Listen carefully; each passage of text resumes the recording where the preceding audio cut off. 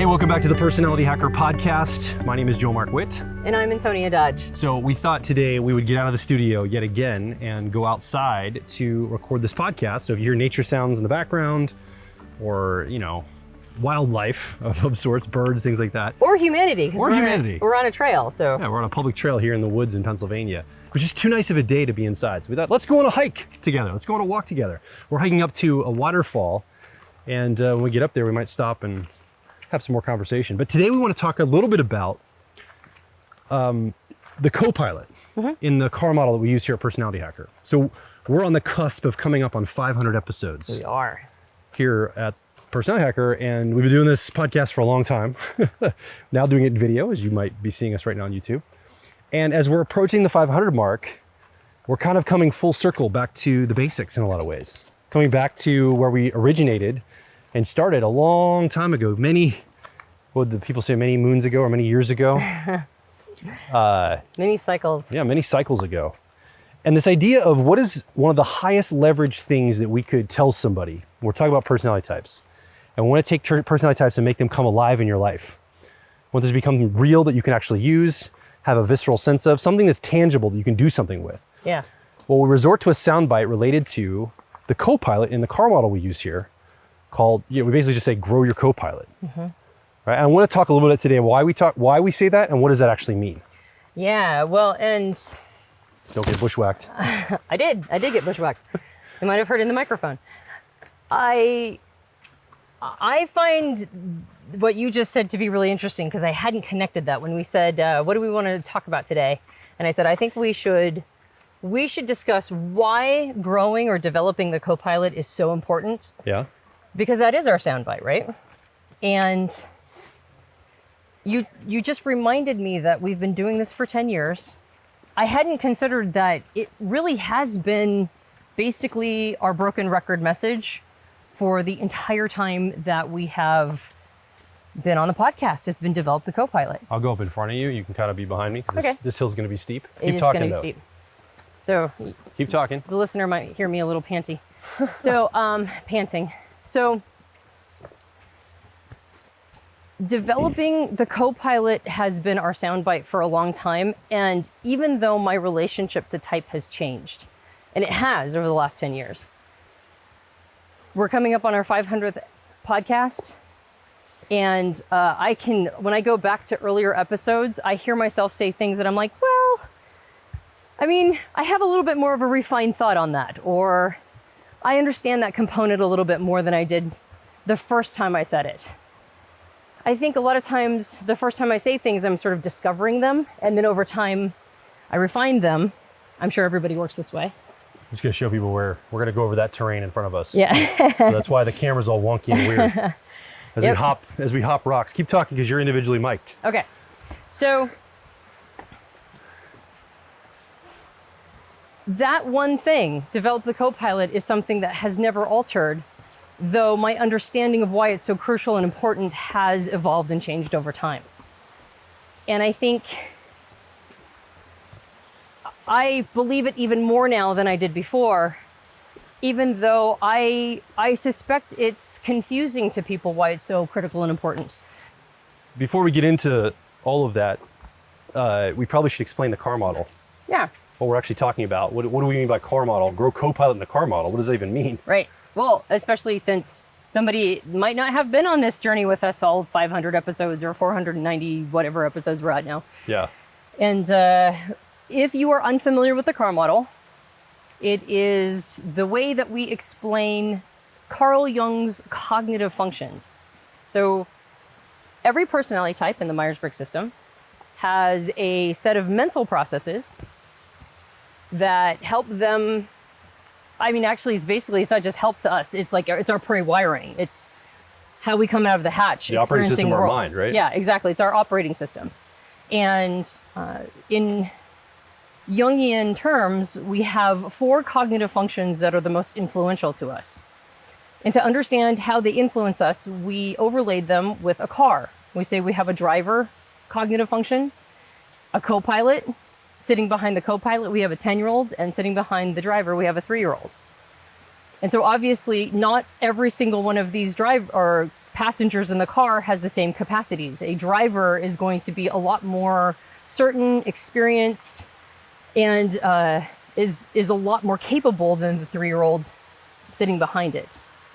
So each of these mental processes that occupies a different place in the car model is a mental, or it's a cognitive skill or talent rather, that you come out of the hatch just having a relationship with.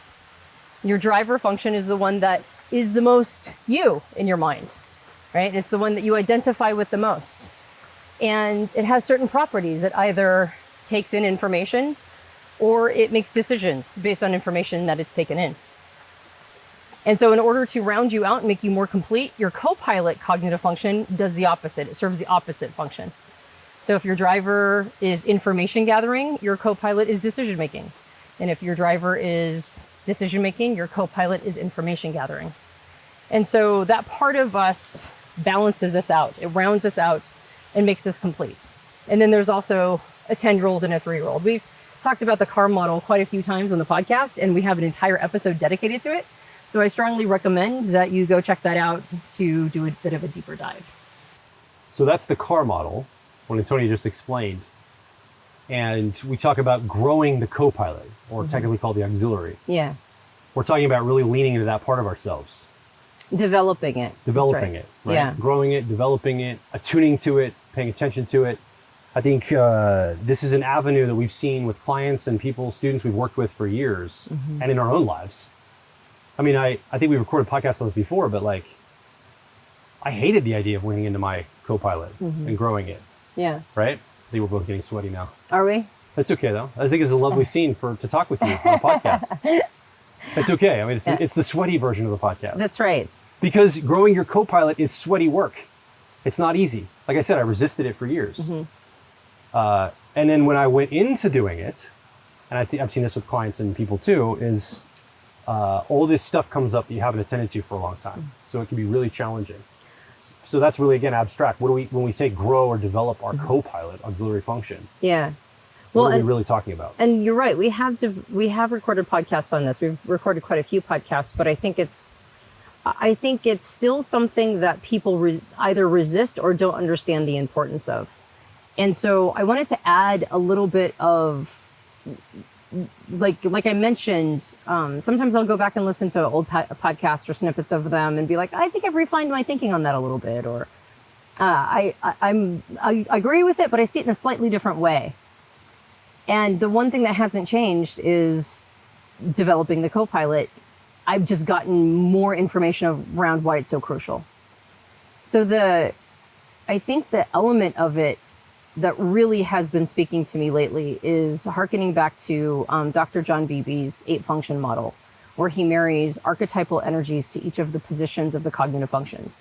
Now, if you are unfamiliar with what we're talking about, we have done a podcast on John Beebe's 8-function model not that long ago, in the last couple of years, I think. Yeah. And so I highly recommend going and checking it out.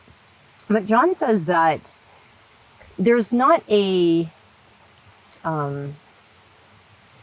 there is not a fatedness to the relationship that each function has with its archetypal position, meaning that in his model, the first function, what we call the driver, is a hero. The second function, the one we call the Copilot, is a parent energy. The 10-year-old function, we call it a 10-year-old. He calls it the eternal child, which is very convenient. And in the car model, the 3-year-old, he associates it with the anima or animus energy. Now, we have a tendency to think of them as inextricably combined, meaning that your hero energy, like the hero part of you, and your first function, in our case, both of us lead with extroverted intuition, or what we call exploration. There's this sense that we can never use it in a way that isn't heroic or associated with a hero energy. But that's not exactly true. We can. It just happens to be, or most often is associated with that energy. The second function, what's technically called the auxiliary, we call it the Copilot. The archetypal energy that it's associated with is a parent energy. And a second word, parent, not a parent, like something being a parent. No, obvious. Not right. obvious, but a like parent. That's right. Parental. Exactly. Energy, yeah. Parental energy, exactly. And the reason why that's so important for us is that first function, that hero function. John says that it's part of the axis of relating to self. So our driver function is not just how we identify ourselves, but it's how we relate to ourselves. We relate to ourselves through an understanding of that part of who we are. And that's why there's a hero energy that comes along with it. Yeah. The second function, the auxiliary or the copilot, is associated with parent energy, which is part of the axis of relating to others. So this function is not only important in terms of balancing out crucial components, like we said before, if your first function, if your driver function is information gathering or perceiving, then your copilot or auxiliary is judging or decision making, and vice versa. And there's also the component that one of those functions will be an introverted function and one will be an extroverted function, giving you a capacity to sort of go inside of yourself and also to engage with the outside world or be in tune with the energies of the world around us. But it also means that we not only have a way to understand who we are, we also have a way to show up for others. Parenting is a thankless job. It's a job that is very duty oriented. It's a job where we show up for other people and we may never get gratitude back. Yeah. And so if this is a function that's associated with a part of us that feels an obligation or a duty to serve, right, to help other people out, and doesn't require pats on the head or accolades, it doesn't require us to feel validated or like all of the things that one would imagine giving, like the parts of us that give to get. Parenting gives to give. I mean, the get is that you get to be a parent, right? Like you already got the get. Just by having a child, you're a parent, and that's the intrinsic reward. But after that, it's all give, give, give. Part of what the parent energy does for us is it gives us a capacity to show up for the world, to show up for other people. And it doesn't mean that we never ask for anything in return. It doesn't mean that we never set boundaries or we give endlessly. I can almost hear an IFJ listening gasp and go, "You mean I have to use my extroverted feeling or harmony to just give thanklessly?" That's not at all the implication.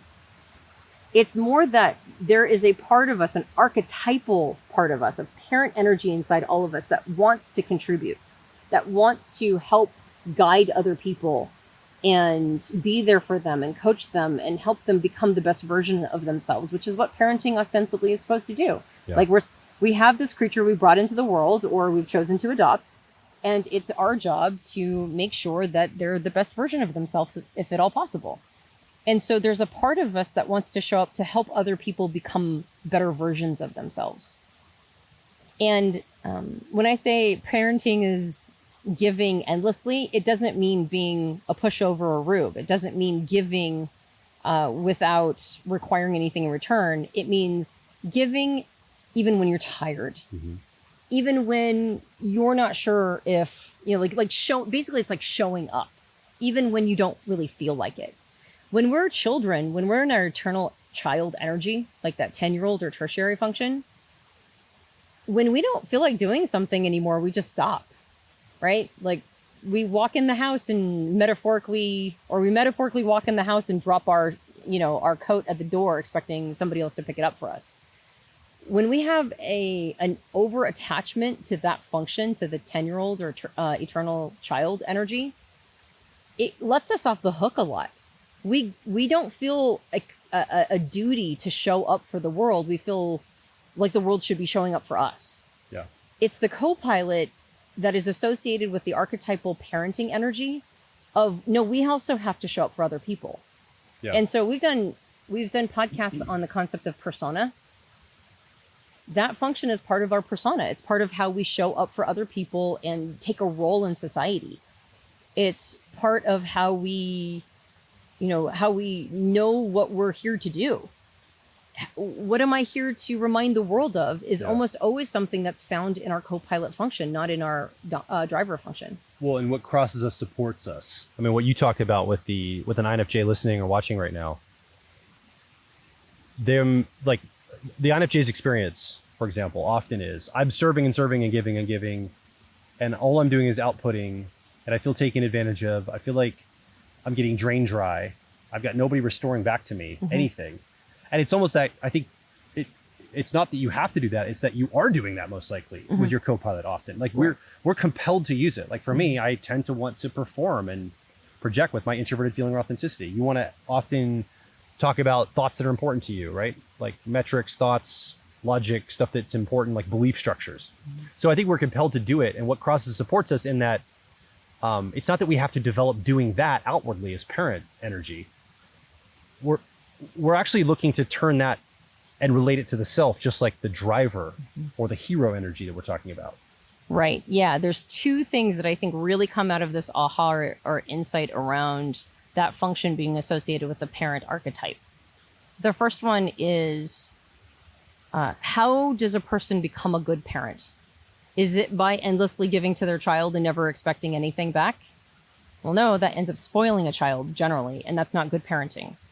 So if we're unhappy with how we're using that function, if we feel taken advantage of, the first insight is, what kind of parent do you want to be? Like, what do you think is good parenting? And can you use that function better with like a better style, quote unquote, of parenting? I know that ETPs will go around and correct everybody's thinking all the time, right? I was one of them, constantly correcting everybody's thinking. I like to call it trolling. Yeah. But you can say correcting other people. That's a nice way of saying trolling. Well, trolling isn't always correcting people's thinking, but yes, exactly. I'm thinking of all the YouTube comments from ETPs. Oh, I know. And they just have to be right, and they just have to correct everybody about everything. Is that good parenting though? Like, is a good parent one that just is basically bullying their kid into agreeing with them, or constantly correcting them and constantly telling them that they're wrong about everything? Is that good parenting? Or is good parenting walking through the logic of something, using introverted thinking or accuracy?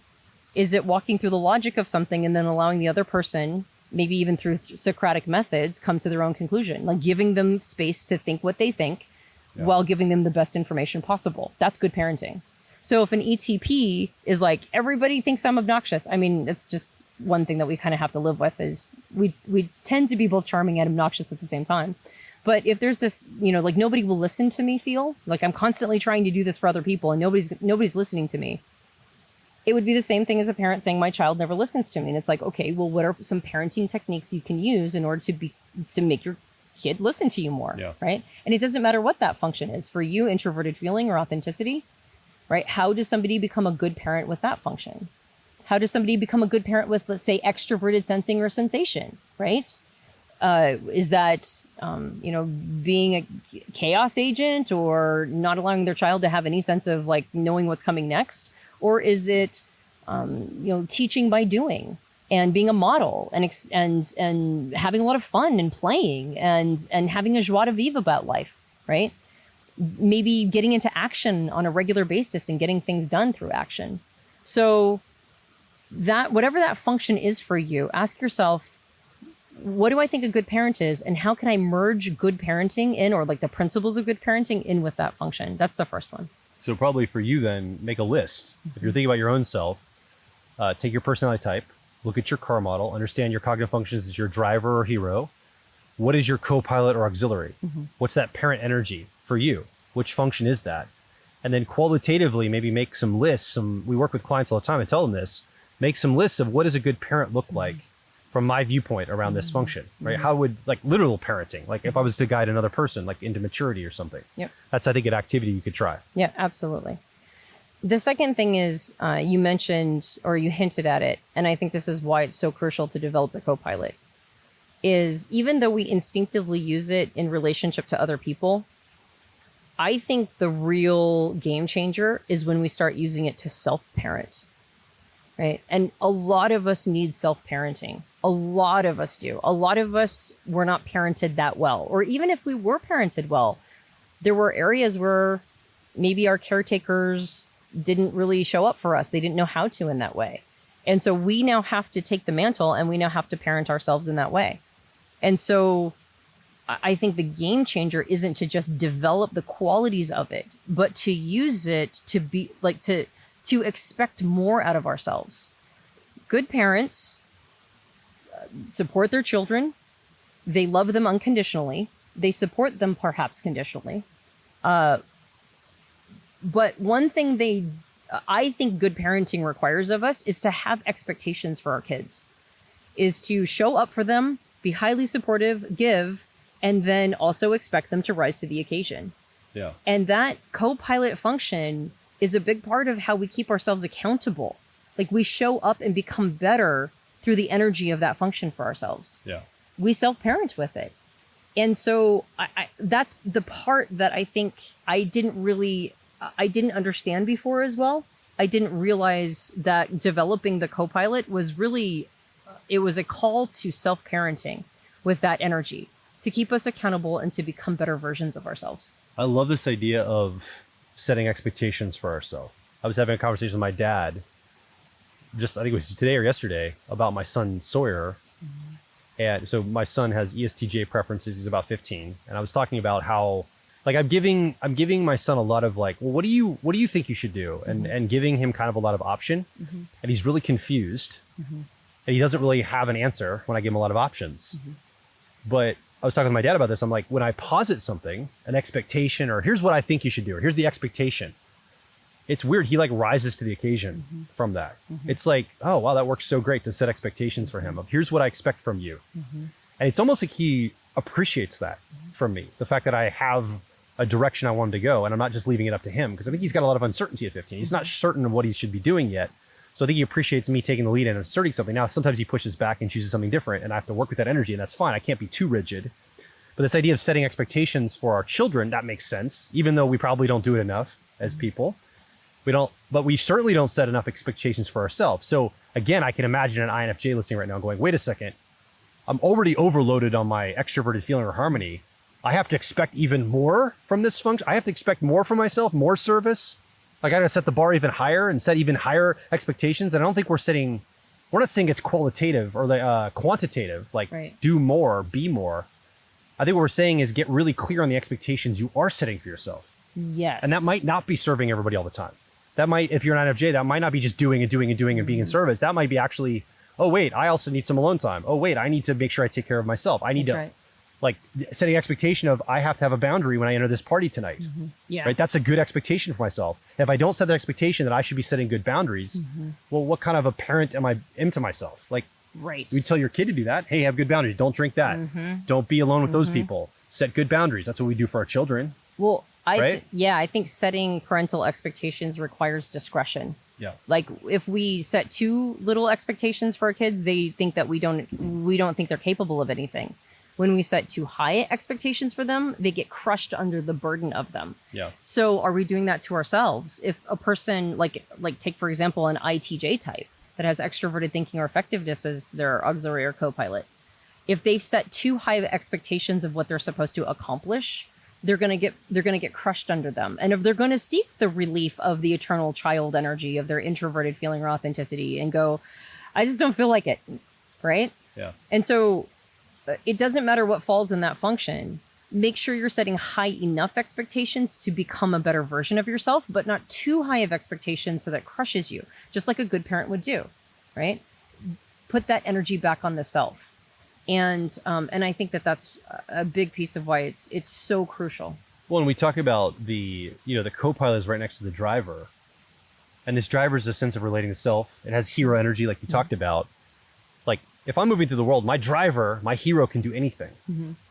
And I think, I'm going to kind of embody the characters inside of myself for a second. My co-pilot looks at the hero and goes, man, I can't do everything. I don't have the full capacity that you have. I'm a little nervous that there's a lot of expectation put on me, and there's maybe this like proving energy that I have to do. Now, that's definitely when you get to the 10-year-old or tertiary, or the 3-year-old or inferior. There's especially the 10-year-old. There's a ton of proving energy. Right. But I think there's a little bit of this the co-pilot feels, not because it's like I got to prove who I am. It's like, am I even needed here? The hero seems to have this all figured out all the time. I'm hardly ever, this part of me is hardly ever called on. Maybe when the going gets tough, the hero has it under control. But there's a sense of, no, there's a lot of this goodness that can come also from this part of myself. Yeah, absolutely. That makes me think of, how many movies and stories have there been about a parent that gets jealous of a hero coming into town and their child is besotted by the hero, right? And but then at the end of the movie or the story, it ends up being that the parent was what the child needed, right? Yeah. Even if it was besotted with the hero. And so we might be very in love with our driver dominant first function, right? It's a hero it feels what makes us a hero. Yeah. But we all need parenting, right? Because parenting brings us down to earth. It's it's what we lean on for support, and it's a ballast. Sometimes when we lose our parents in death, it's almost like we feel the crushing weight of, or maybe not the crushing weight, maybe it's the opposite. It's actually like this thing I was leaning on is now gone, right? And now I have to shoulder all of it.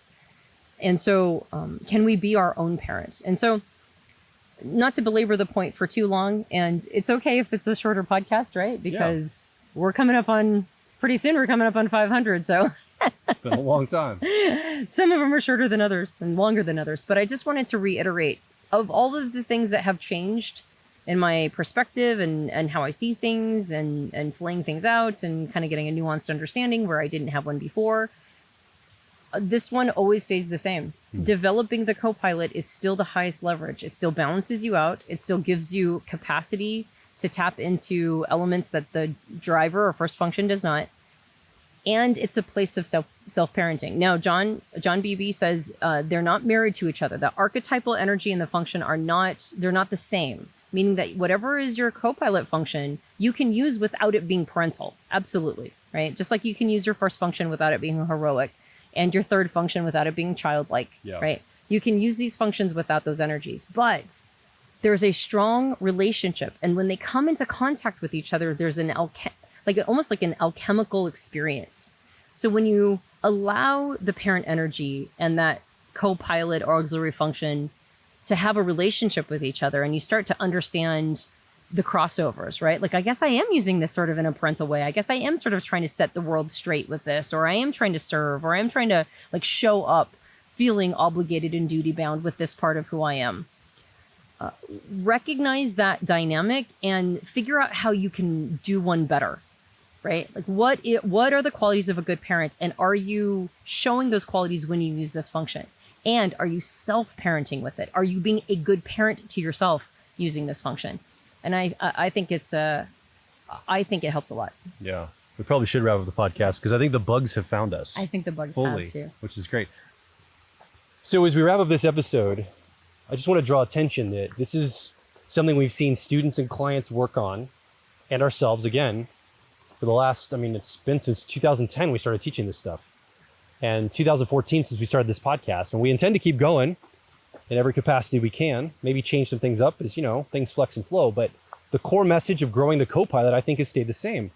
And in fact, we just released some owner's manuals. We redid our owner's manuals for every single personality type to really dial in on this kind of thing, to dial in on what puts people in a flow state, what helps them grow this part of themselves. Because once you know your personality type, that's really nice to know 4 codes and even know the cognitive functions you use, but what are you going to do with it? How are you going to exercise it? How are you going to actually grow yourself? How are you going to make this real and visceral in your life that makes a difference for your career, your relationships, your personal growth path?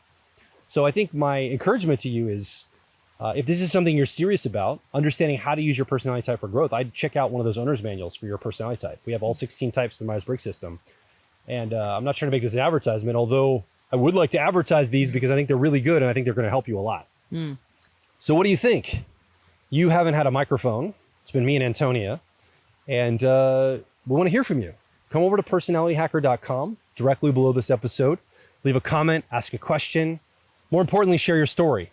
You have a story about growing your personality, focusing on your Copilot or auxiliary cognitive function.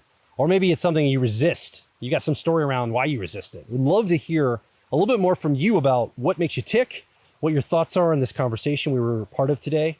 And come over to personalhacker.com and make your voice heard. And if you enjoyed this podcast, you can subscribe to us on iTunes and various Android platforms. If you leave us a rating and review on iTunes, it helps us out a lot. You might be watching us on YouTube right now. If you enjoyed this episode, you can like, subscribe, and hit the bell to let you know when another episode will come out. We have a book. It's called Personality Hacker. You can get it in all major book retailers. And if you leave us a rating and review on Amazon or on Goodreads, that also helps us out a lot. And as Joel mentioned, we have owner's manuals that are tailor-made to your personality type. I recommend heading over to personalityhacker.com, find the one that's right for you, and pick up a copy so that you can also develop your Copilot and get better and better at self-parenting and becoming the best version of yourself. Yeah.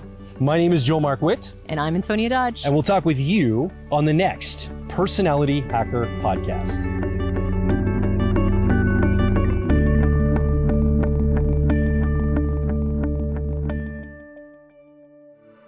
Hey, it's Joel from Personality Hacker. So a big reason people get into personality types is usually to improve their relationships with other people. And you can understand key differences between you and someone else when you understand how type works. So clearly, personality type is applied to relationships. But what about the relationship with yourself? Well, personality type can also help you navigate your career, or maybe an educational path that you need to follow, or other opportunities that present themselves, and it helps you know which are the right choice for you. And ultimately, personality is the key to unlocking identity-level worldview and life purpose. It all starts with getting the owner's manual for your personality type. In this owner's manual, we cover the basics of your personality. And then we dive a layer deeper to connect your personality to your relationships, your career, your worldview, and identity. Because we believe it's your life, and it should be designed for your personality. So start your owner's manual journey at personalityhacker.com.